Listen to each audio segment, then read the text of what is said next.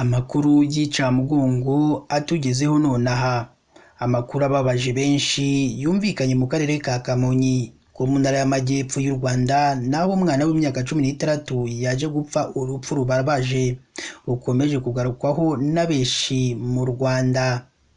Use wibaza uti ese byabereye hehe? Ese ubuyobozi bwatangaje iki nyuma yo kumva uwo mwana apfuye urupfu rutunguranye? Ese ubuyobozi bwasabye iki abaturage? Ese uyu mwana ni iki cyaba cyamuhitanye? Ibi rero byose urimo kwibaza nibyo uje gusobanukirwa mu makuru yacu y'uyu munsi. Niba ari ubwa mbere udusuye, ndakwinginze jya munsi y'iyi nkuru urabona ijambo subscribe cyangwa sabone, utukandaho n'akazogera kaze nako ntugasige nako gakandeho. Icyo gihe uzaba ushimangiye yuko ugiye kujya uba uwa mbere mu kubona amakuru meza ya KN Radio tugenda tubagezaho umunsi ku wundi.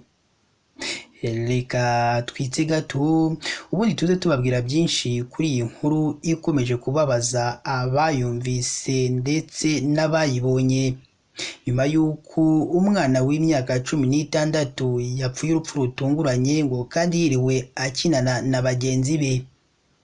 Tubibutse ko iyi yo ari KN Radio.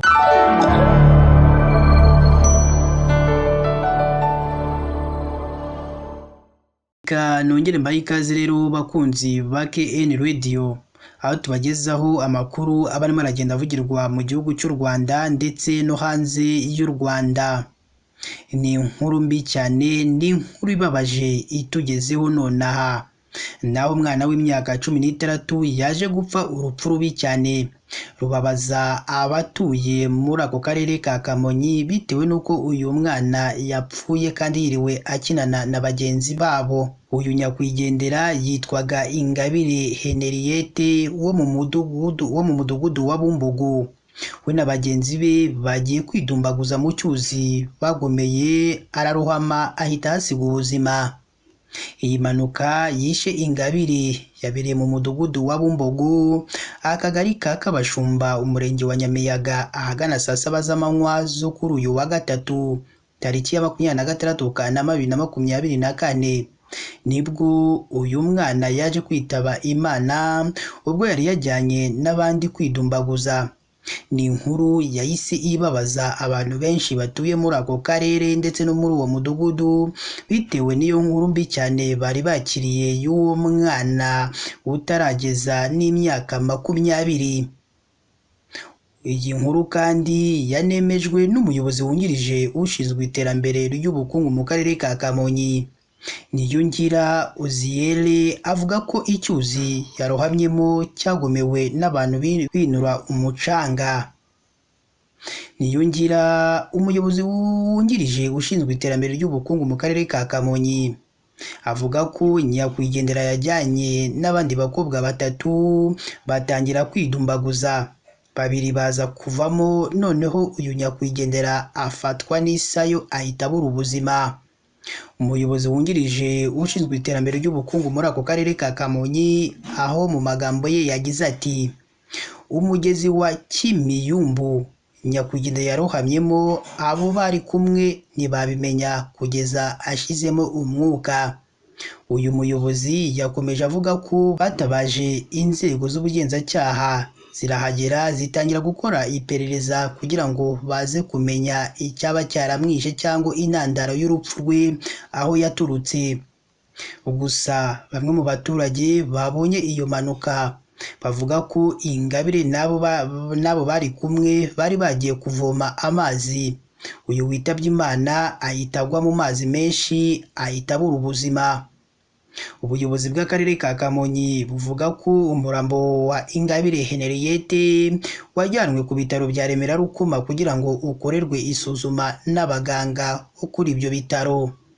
Ubuyobozi buvuga ko Nyirikirombe yinuraga umucanga nta cyangombwa afite, bombi n'uwagomeye amazi bose bahise bakizwa n'amaguru baracika, ariko kugeza na n'ubu barimo barashakishwa, kandi nibashakishwa nibamara gufatwa bazahita bahanwa n'icyo cyaha bakoze.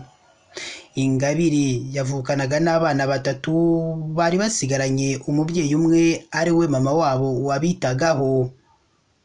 Abaturage bo muri uwo mudugudu wabereyemo iyo nkuru y'incamugongo, iyo nkuru ibabaje, bababajwe n'iyo nkuru ibabaje yumvikanye muri ako gace, aho bavuga ko uwo mwana yirirwanye n'abandi bajya koga, ariko ku bw'amahirwe makeya uwo mwana ahita abura ubuzima. Hari uwagize ati buriya ni umunsi we wari wageze kuko yiriwe akinana n'abandi bana. Uyu watanze amakuru yakomeje agira ati turababaye kuko gupfusha umwana w'iriya myaka ni ibintu bibabaza umuntu wese. Uretse muri uwo mugezi wa Kimiyumbu wo muri ako karere ka Kamonyi wumvikanyemo iyo nkuru mbi cyane, uyu munsi si bishya kurohama bakitaba Imana mu buryo butunguranye. Ubuyobozi bw'akarere ka Kamonyi busaba ababyeyi gucunga abana babo bakamenya aho bari, banababuza kujya koga ahantu nk'aho hatwara ubuzima bw'umuntu. Ni naha natwe dusoreje amakuru yacu.